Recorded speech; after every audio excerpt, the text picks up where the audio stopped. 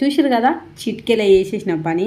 అసలు ఎంత టైం పట్టది, కాకపోతే ఏంటంటే మన టైమింగ్ బట్టి.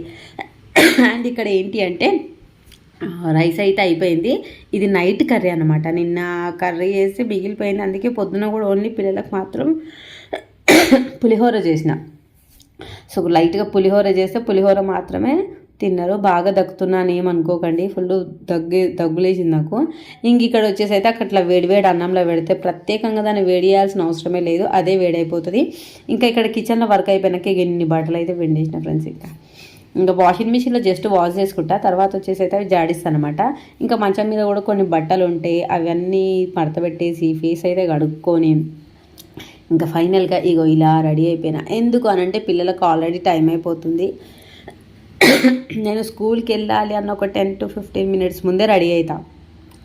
అప్పటికప్పుడు ఆగమాగం అంటే కాలేం కదా. ఇంకా ఏదైతే ఎక్స్ట్రా